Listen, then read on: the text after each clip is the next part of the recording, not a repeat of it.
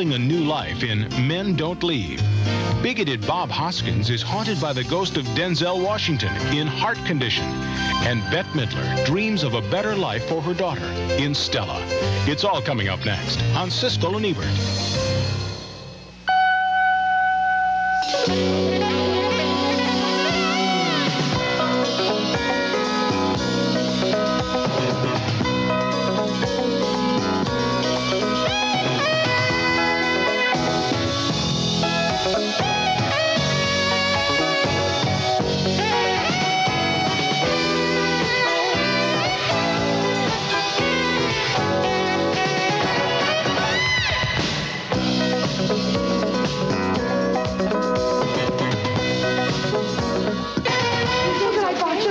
Sweater in case you have to go somewhere. Ma, that's expensive. I know, but you're gonna look so beautiful. Look, it's your color. Look at that. Oh my God. Bette Midler plays a put-upon mother sacrificing herself for her daughter's happiness in Stella, one of 5 new movies we'll be reviewing this week on Siskel and Ebert.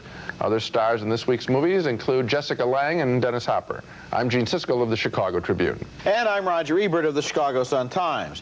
Our first movie is named Stella, and it's a tearjerker, a great tearjerker with a big heart, starring Bette Midler as a working-class mother who has a child out of wedlock and raises her on her own.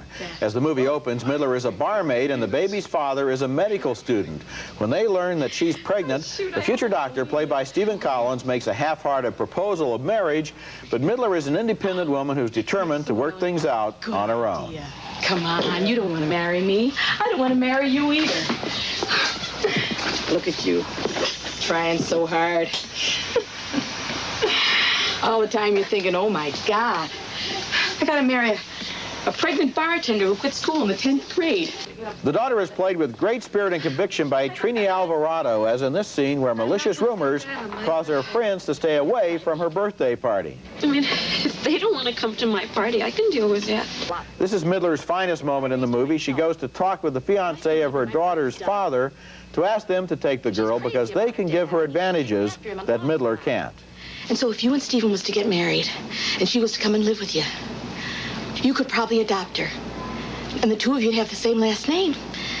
And everybody would just naturally think she was yours. And that's Marcia Mason as the fiancée. Now, it would be easy to sneer at Stella, I suppose, and adopt the attitude that this is a cornball, predictable melodrama, but movie material is only as good or as bad as the style in which it's realized, and Stella is a movie with a lot of style, warmth, and heart. It has a quality a lot of more sophisticated films lack, which is that it makes us really care about the characters. The Bette Midler performance, out on a limb and filled with energy, is what really carries things along, but Trini Alvarado is wonderful too, and all of the performances in the movie find the right tone to engage us emotionally. This movie was inspired by the 1937 Barbara Stanwyck classic, Stella Dallas, and the film historian Leslie Hallowell said of that movie that audiences came to sneer and stayed to weep. The same thing may happen this time. I came to weep and sneered. We have a wildly big difference of opinion on this picture. Yeah? I really was unhappy watching all of this, and I was almost embarrassed for the people in the picture. I didn't buy a single character. They all seemed very contemporary. Bette Midler seemed very contemporary. Trini Alvarado particularly seemed like a high-energy, attractive young woman of the late 80s or the early 90s. And in this picture, it's all photographed and stylized as some kind of 50s or 40s melodrama, and I didn't think it worked. I never believed that Stephen Collins would be the least interested in Bette Midler. I don't understand why they got married in the first place. They didn't get married. I mean, why they had a relationship in the first place. None of it worked. Well, Gene, to some degree, I think you have to be a little bit forthcoming when you come to a movie like this. This is a tearjerker, weepy melodrama. That's what it is. That's I wanted it to be that. The people in it are very likable. The situation is not believable. It's not supposed to be believable. It's supposed to be manipulative. Either you're going to go with it and allow it to have this effect on you or not. Now, I love these people. I thought Midler's performance had so much, it had a flair to it. I mean, the timing, the way she carried herself, the way she talked. She seems like she's role-playing some pale Xerox copy of Stella Dallas, the old 40s heroine who's going to be plucky and survive. I don't know. One thing I do not do ever, so I'm going to break my own rule and do it right now, is I never review the audience. Right. I'm going to tell you you, when I saw this movie at a sneak preview, everybody in the theater was blowing their noses, honking. Well, there's a lot of flu going around. A lot of flu going around. Gee, now, come on. Now, no, I mean, I heard really emotionally... I'm not going to retreat into the audience. I laughed at the picture, and I heard some echoes. I had a great time, and you caught flu. Next film. Our next film is called Heart Condition, and it's a real shock to watch because it wastes the talents of two of the best actors of recent years, Bob Hoskins and Denzel Washington. These are actors who previously have almost always guaranteed adventurous films, but not this time. Heart Condition turns out to be yet another body switch movie. We really needed another one of those. This time placing the heart of a black man into the body of a bigoted white detective. Bob Hoskins, from Who Framed Roger Rabbit, plays the detective who requires a heart transplant to save him from the effects of his bad diet. Denzel Washington, from The Mighty Quinn and Glory, stars as the ghost of the lawyer who was murdered and whose donated heart saved Hoskins. Only Hoskins now can see Washington. Listen to the doctor. Don't you know what the doctor does now? Listen, you're looking very stupid now. You are dancing with a cheeseburger.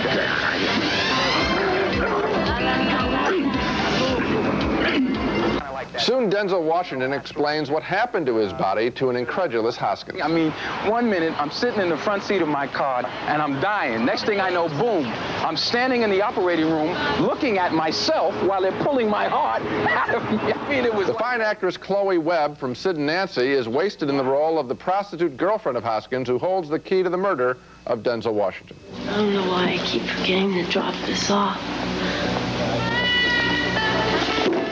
Every time I'm near your house, you have to let it go.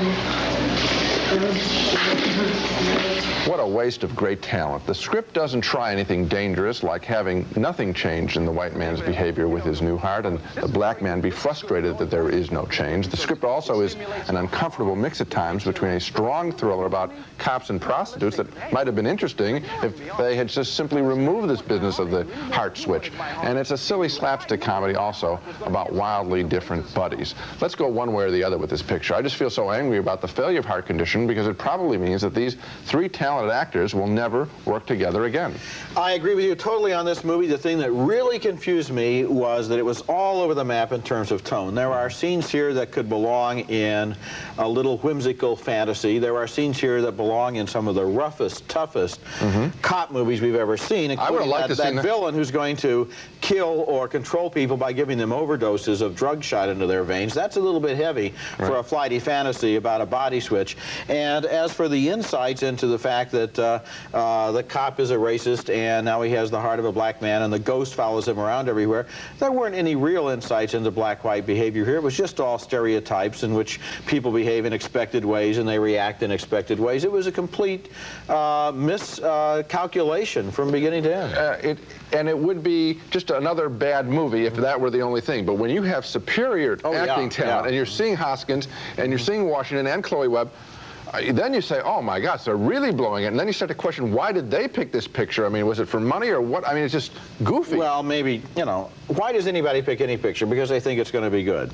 And that's where we come in. Sometimes money. They should have picked a different one. When we come back, Jessica Lange stars in Men Don't Leave, the story of a young widow facing life on her own. Mrs. McCauley, I know you're going through some personal problems. You are my problem. It is named Men Don't Leave, and it stars Jessica Lange as a happily married woman with 2 sons. One day her husband is killed in an accident, and so she's left to raise the boys as best she can.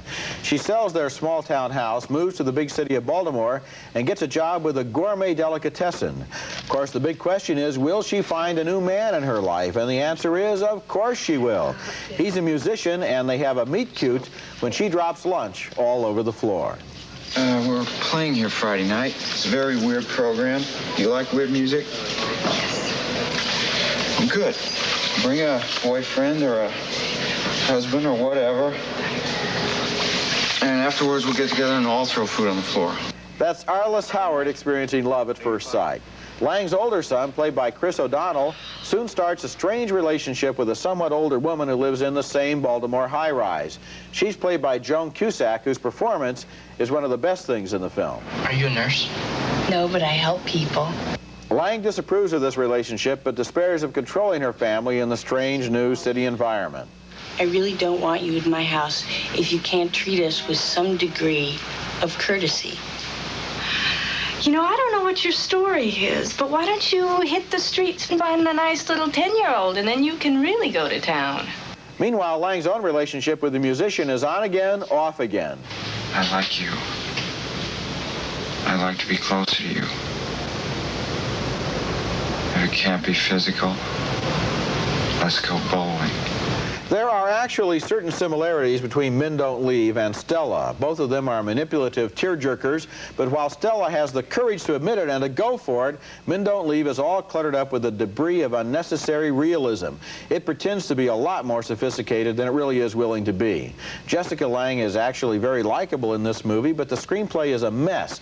A thicket of false starts and dead ends, and the movie's unconvincing happy ending feels like it got that way only because they left out about 3 crucial scenes at the conclusion of the film. Among the many questions I have about this movie are, I doubt if a 4th grader could ride his bicycle and hop a freight train out of Baltimore and wind up in a small town a 2-hour drive away. I doubt that hot air balloon rides are an instant cure for manic depression.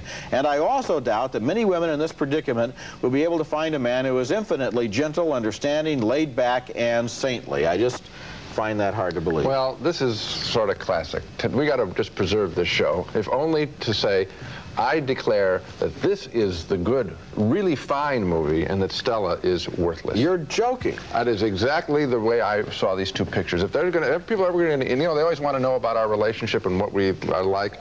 Look at these 2 pictures and see what you think. Then that's what we really like, because this picture to me is lifelike. This is tough. There's a heartbreaking scene where the older boy, the 17-year-old, wants that man to come back into his mother's life, and it's a beautiful scene. I defy you to not be emotionally moved by that scene. In fact, I'm going to ask you, were you not emotionally moved by that scene where he pleads for the guy to come back and be friends with his mom? I like that scene. All right, that's a good scene. Yeah, I did like that scene. But Gene, just a second now. Yeah. Here's the problem here. You say this movie is realistic. I say Stella and this movie are equally manipulative and artificial, but that Stella has the honesty to say, that it is a tearjerker. This movie, which pretends to be the sociological study of this person, is more of a fantasy, really, than Stella. I mean, come on, this is the unmarried woman syndrome again, where the woman is alone, and who does she meet? The greatest guy in the world, you know? And he's understanding, and he's there for her, and he's always just perfect. I'm surprised you couldn't see them, you know, pushing your buttons all during the movie. I was enjoying the story. Your buttons pushed. No, because I didn't expect in this kind of story to find the Joan Cusack character. I didn't expect to find... What happens at the end? Wait a second. Can you even tell me what happens at the end of this movie? Oh, life goes on, and boy, that's exactly what happens. Do they get the money from the lottery or not? Is she really the partner of that woman in the bakery? Where'd she get her new clothes? Where'd she get her hairdo? Does she even have a job? She's going to have a job. You don't know any of that stuff. She's going to have a job. There are scenes missing right and left. Roger, you don't know what is going to happen in the future. What about her depression? That's it? You have a deep depression, you go on a hot air balloon, and the depression goes away? She's going to have a depression later. Gene, this movie was just as much a soap opera as the other one. Just not honest enough to say so. No, I think it's not even the same kind of soap opera. I think this is patches of realism and wild comedy, directed by the guy who did Risky Business, and it's another good film. Real disappointment from Paul Brickman. I like this picture a lot. Coming up next, Dennis Hopper has some fun with his 60s hippie image in Flashback, the story of a 60s prankster coming out of hiding and confronting the 80s. You like me, but you won't admit it.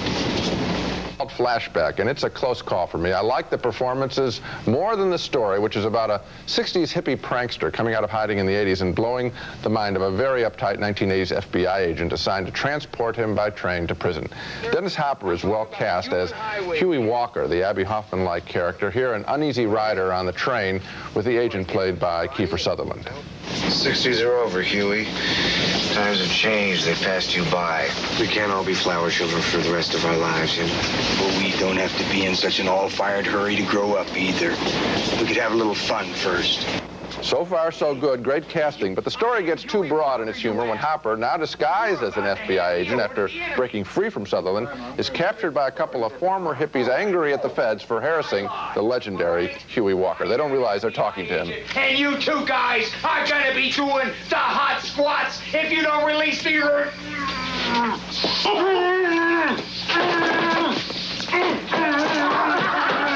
And the movie wanders over familiar territory when Hopper visits an older hippie, played by Carol Kane, living alone in a commune. Lately, I've been dreaming about microwave ovens and automatic food processors.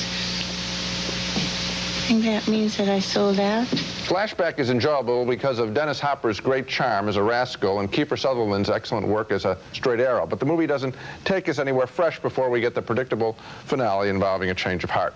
The script could use less action, less farce, and more closely observed behavior of these two very different personalities.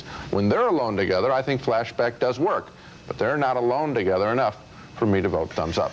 Well, this was a close call for me, too, and I am giving it thumbs up, and I'll tell you why. At the beginning of the movie, when you had Sutherland and Hopper together, it looked to me like it was going to be a retread of Midnight Run, you know, where the two people are on the train together and they're going to talk to each other, and one will talk the other one out of, and so forth. It looked like a formula picture.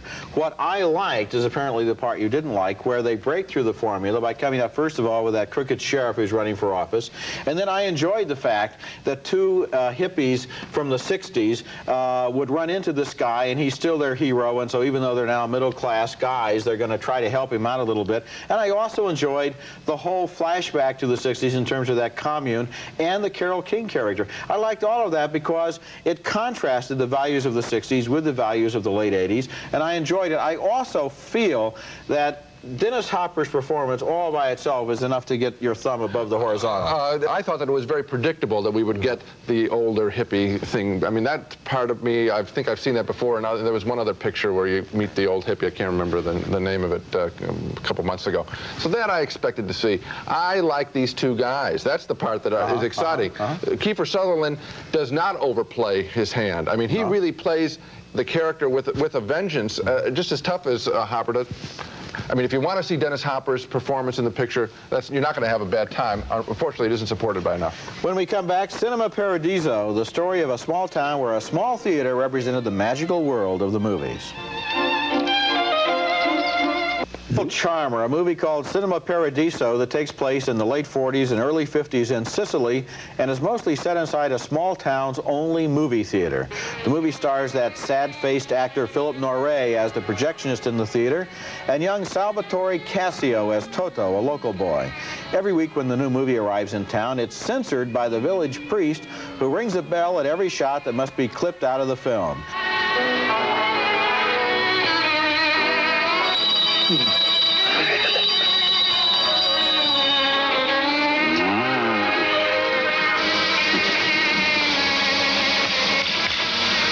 The projectionist is a little bemused by the boy's love of the cinema and teaches him how to run the projector.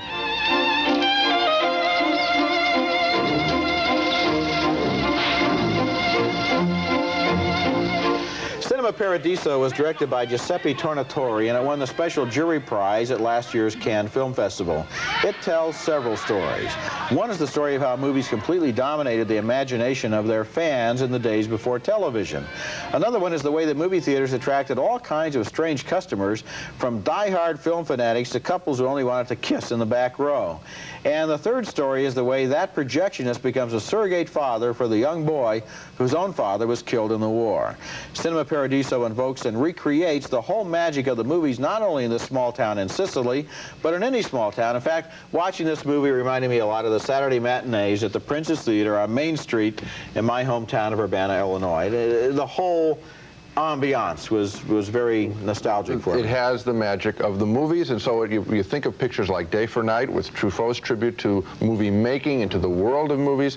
I think of Fellini's autobiographical films, most personal films, and talking about in the mix of characters all coming together in one little square, and this time's to be enclosed at a time. It's a beautiful story, and it doesn't have a conventional ending. I expected it to end a couple of times, and it kept rolling on, and I enjoyed it. I wanted to know more and have the story updated as it goes along. I thought it was just terrific. It's a big, epic among other things, I think, especially in Italy, where little theaters have really been killed by television and by home video, it's an elegy to a lost time. Sure. Because in small towns, not only in Italy, but all over America, the theater was where people got together and their dreams were on the screen. And because they were there in the theater together, sharing these dreams, it helped make a commonality of what they were afraid of, what they were hopeful of, and things like this. Now, when everybody is kind of in front of their own television set all by themselves, it's kind of lonely when you laugh. There's nobody to hear you when you're laughing. Yeah, I mean, it's mournful when you see he visits the thing now being destroyed, and there's a little frieze of plaster from the projection production booth, and there's cobwebs in it, and something has been lost in American It's a very movies. sweet, it's a very nice film. Now let's recap the movies we reviewed on this show. A big disagreement on Stella, the Weeper starring Bette Midler. I didn't believe a minute of it. The actors seemed much too contemporary for the old-fashioned cornball story. Roger loved the whole thing. 2 thumbs down for Heart Condition, the heart transplant comedy that also wanted to be a tough thriller. Another big disagreement on Men Don't Leave, with Jessica Lange as a widowed mother. Roger thought the film had too many loose ends, but I really liked its unpredictable quality, bright writing, and comic weirdness. Another split vote on Flashback. We both enjoyed Dennis Hopper's performance. I just found more flaws with the rest of the movie than Roger did. And 2 more thumbs up for Cinema Paradiso, an elegy for a time when movie-going was a communal joy, and I really recommend Men Don't Leave. I think it's a good film. And I recommend Stella, and it's a total, complete, basic, fundamental difference between the two of us. You bet. And, you know, if anybody sees both movies, I'd like to hear from them. Write care of your local station. I'd like to see what's in the mail. Well, we both know that they'll see one good movie. Okay, that's it for this week. Next week we'll be back with Stanley and Ira, starring Jane Fonda as a bakery worker who falls in love with Robert De Niro, and Loose Cannon starring Gene Hackman and Dan Aykroyd. That's next week, and until then, the balcony is closed.